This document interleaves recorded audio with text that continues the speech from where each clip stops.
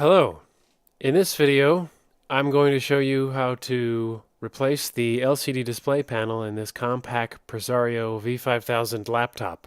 I start by removing the battery and putting it aside. Then I loosen the screws for the hard drive cover and remove the cover and put that aside.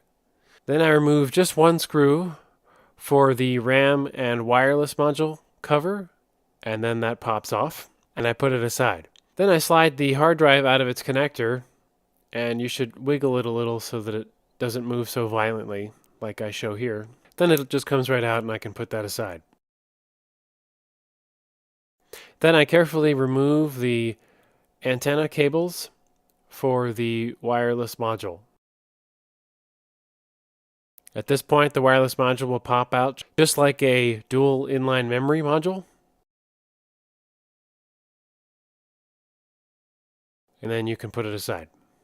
At this point, I removed the wrong screw because I was looking at the illustration in the service manual.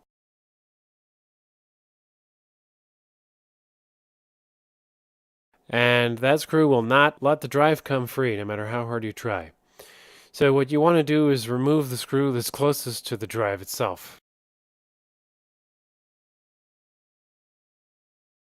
And then the DVD-ROM comes right out.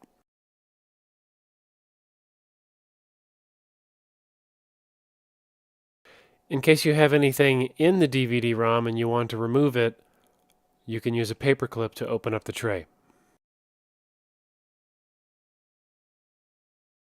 At this point, I remove two shorter screws that are located underneath the battery. I like to use a magnet sometimes to pick up screws. It makes it convenient rather than using tweezers to get them out.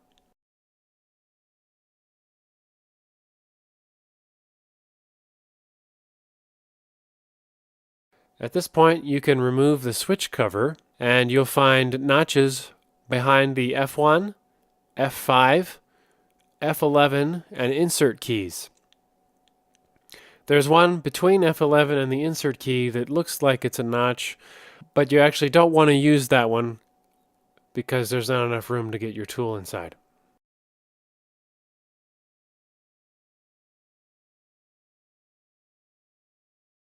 At this point, you can pry up either side of the switch cover and pop it off. Now it's totally free and you can put it aside. At this point, I remove the four screws for the keyboard. And you may think that removing the keyboard is not really necessary for getting the display off, but as we'll see, we have to get under the keyboard in order to fish out the wireless antenna cables.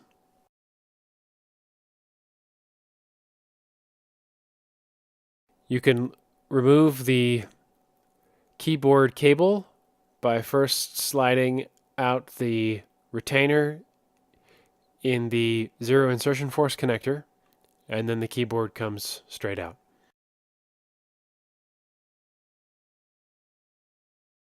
At this point, I'll remove the two screws that hold in the bottom of the hinges.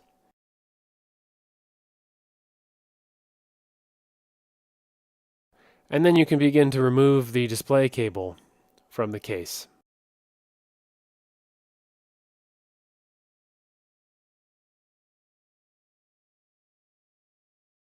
Now I'll carefully remove the antenna cables, carefully removing them from the clips on the top cover.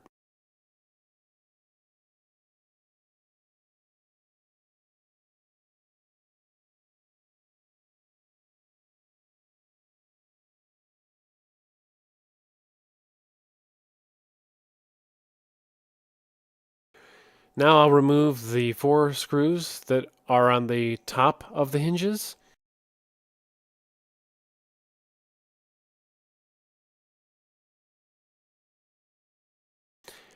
And at this point, the display will come completely free from the computer, and I can put the computer aside. I've already removed the rubber screw covers when I did some previous work on this machine, so I can just go around and remove these 6 screws directly.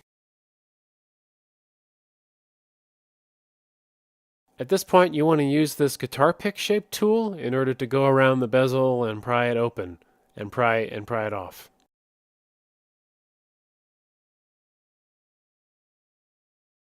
You want to just keep going around, and there will be a snap every so often. And just keep going until you make it all the way around. At this point, the bezel will be almost completely free except down near the hinges.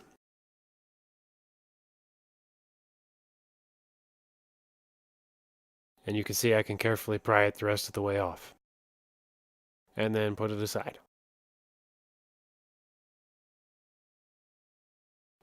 At this point, I'm removing some tape from when I worked on this display previously. I won't need this tape anymore. Now I'll remove the cable that goes between the backlight inverter board and the display itself. And I'll unscrew the screws that are holding in the inverter board.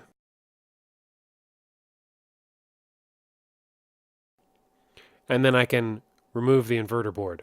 It's not exactly necessary to remove the inverter board, but I was planning on testing it so that I could isolate the problem with not having backlight. At this point, I remove the screws that hold in the display hinge base covers. And then these covers just pop off.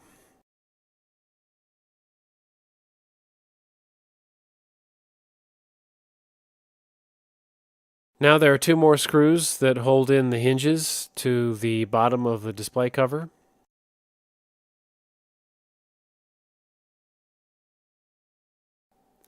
Now you're not going to want to do this the way I did. You'll want to remove the display from the cover starting on the top side first so that you don't end up bending the hinges. And now the display cover is totally free and I can put it aside.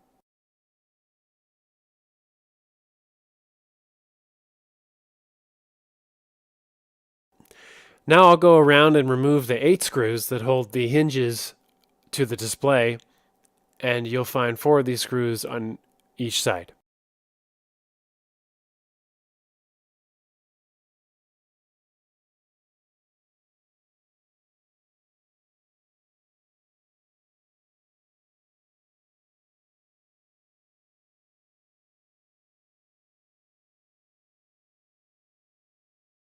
Now I'll flip the display over and remove the tape that I used to hold everything together when I worked on this previously.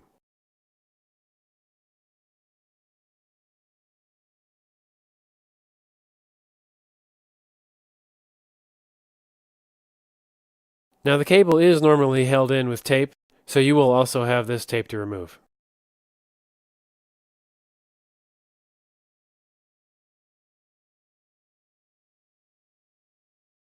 Here I'm being careful not to put too much down pressure on the back of the LCD as I'm removing the tape.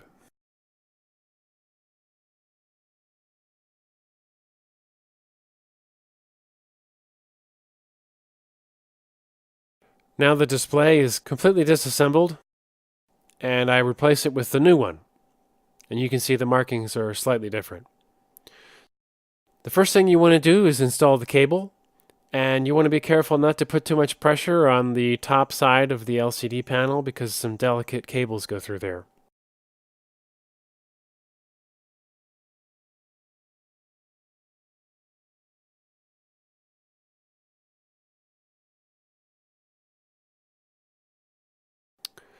You'll have to secure your cable with tape just to make sure it doesn't come free as the laptop moves around.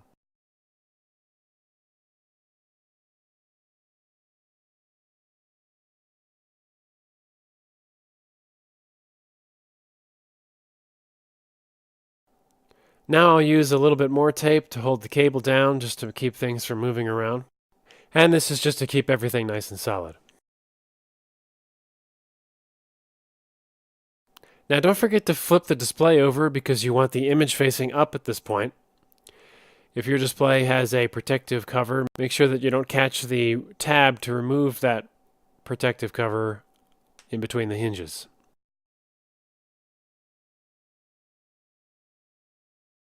Now you want to go and replace those 8 screws, 4 on each side, that hold the hinges against the display.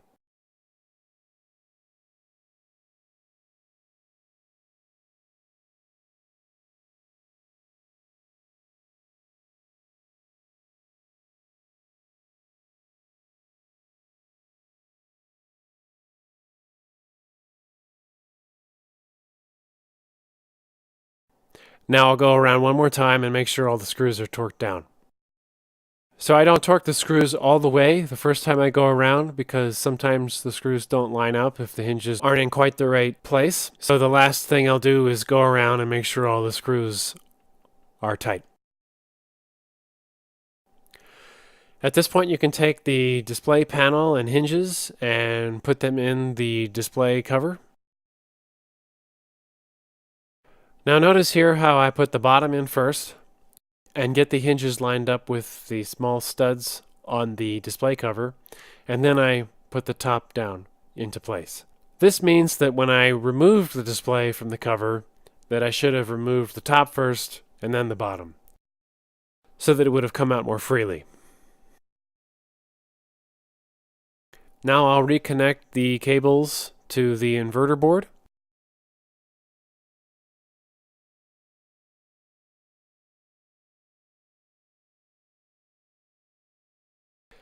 And I'll reconnect the supply cable to the inverter board.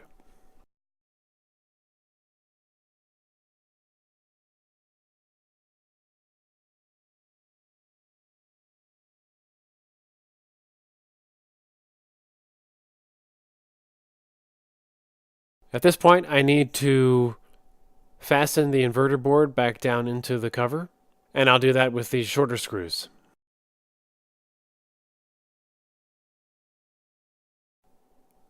Now I'll make sure that just the wireless cables are going through the hinge cover, and make sure that they're not getting pinched.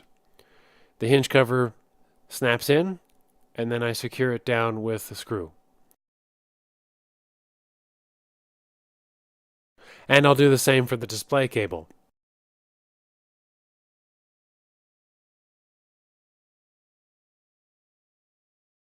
And fasten it down with a screw.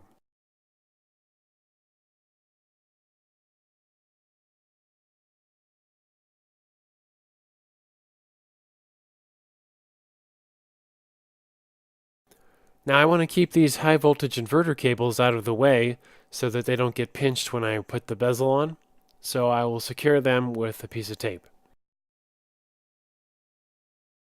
And just pressing the tape down onto the cables themselves, the cables get stuck to the tape and they won't move around.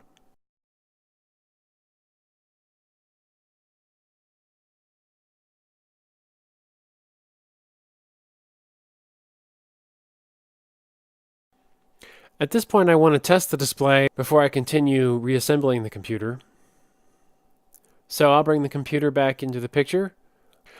I'll connect just the display cable to the computer and make sure that the connector is tight.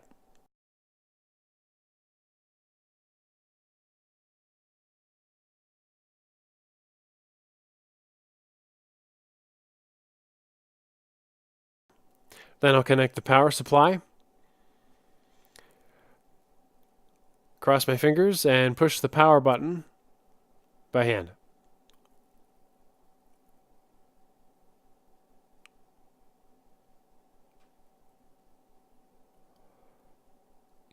And I can see now that the backlight is working and the LCD panel is working, but because no drives are connected, it just continually tries to boot from the network interface card, which nothing is connected there either, so it's unable to do that. So at this point, I'll turn it back off and I'll continue reassembling. At this point, I decided to reconnect the keyboard. So I'll slide the ribbon cable into the zero insertion force connector.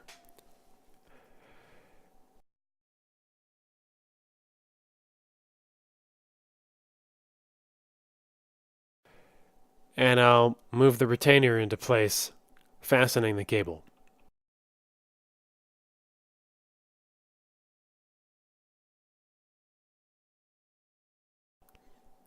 Now I'll disconnect the display cable again,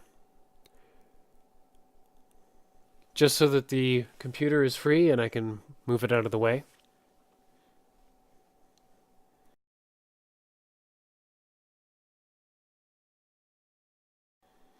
Then I'll bring the bezel back in, dust everything off. Now it's finally time to remove the protective cover for this display.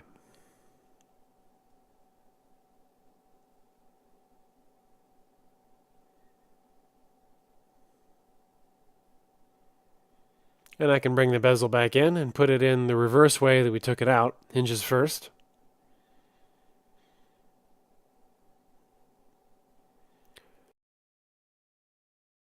Here I'm checking just to make sure that the bezel is lined up properly.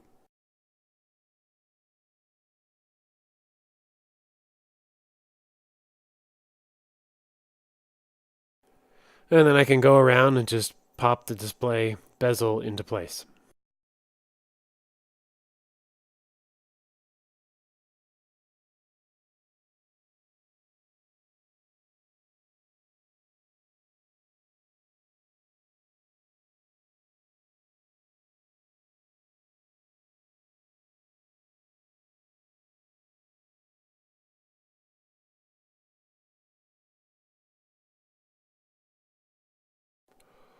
Okay, at this point I'm going to put the 6 screws back in that both hold the bezel down to the cover, and some of these screws hold the display itself against the cover.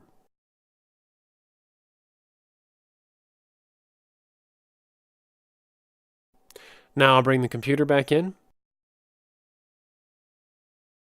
I'll put the keyboard into place. I'll reconnect the display assembly to the computer, carefully sliding the hinges into the computer until the hinge covers are completely flush. And then the hinges are secured to the computer using the 4 screws on the top and the 2 on the bottom.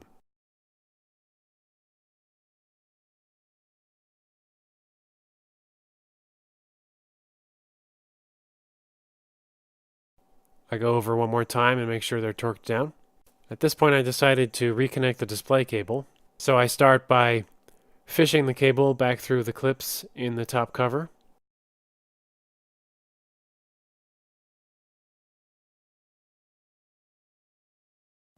I think most of this is strain relief.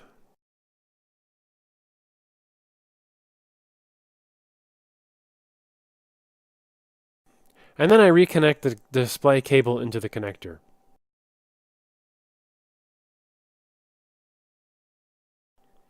Now I'll fish the antenna cables through the clips in the top cover, and I'll push the antenna cables down through the computers so that I can access them from the back.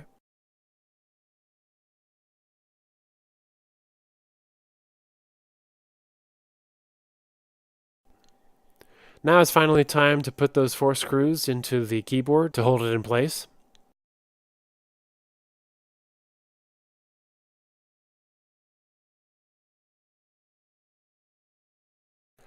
And now I can safely close the computer.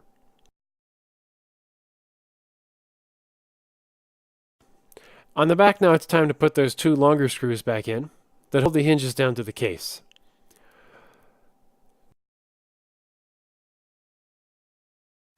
Now I'll replace the wireless module. I'll insert the edge connector first and then pop the module down. Now I'll replace the antenna cables, carefully snapping them into their connectors. The cables are labeled main and aux, and you'll find the same labels on the PCB. But the white cable goes toward the rear of the computer.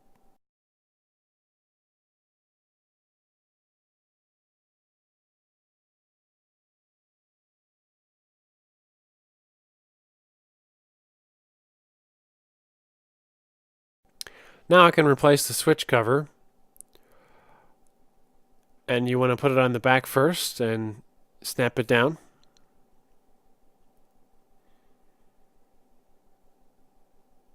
And then I'll work my way around the edges. and the front. It's a good idea to look at the switch cover from the side of the computer to make sure that it's snapped down completely. Now I'll replace that screw that we took out by accident.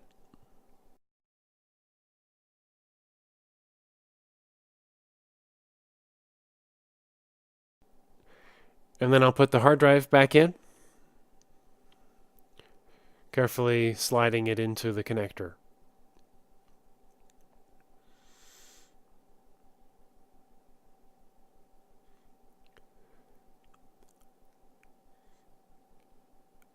Now I can put the hard drive cover back on, and the screws stay in the cover, so all I have to do is tighten those down.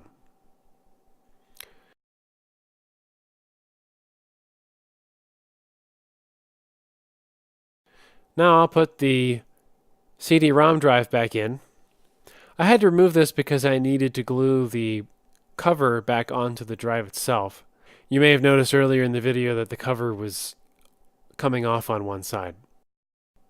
And when you slide the CD-ROM in, be careful not to pinch the antenna cables, as you can see I did here. Now I'll try to push the antenna cables out of the way so that they don't get pinched by the cover. And a shorter screw secures the CD-ROM drive into place, and then I can replace the cover. At this point, two final screws go back in to secure the switch cover on the other side against the computer itself. Now I'll put the battery back in, and it's time for a test. So I'll flip the computer over, open it up, and let's power it on.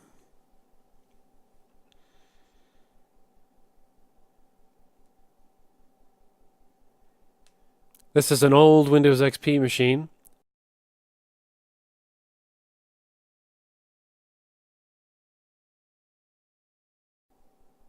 So it takes a while to start up.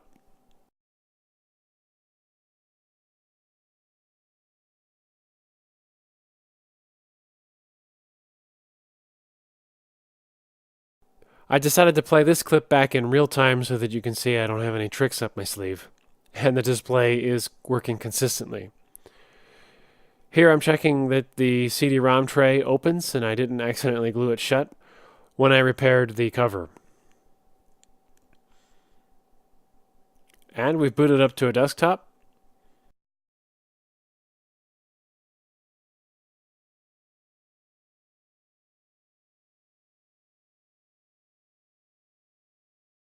The image looks stable.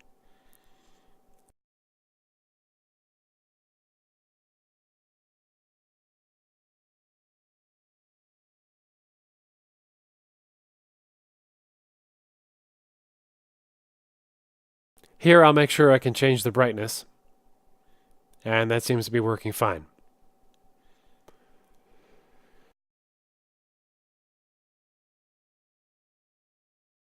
Here I'm checking to make sure that there's nothing that's loose, and the image was nice and smooth as I was moving the display back and forth.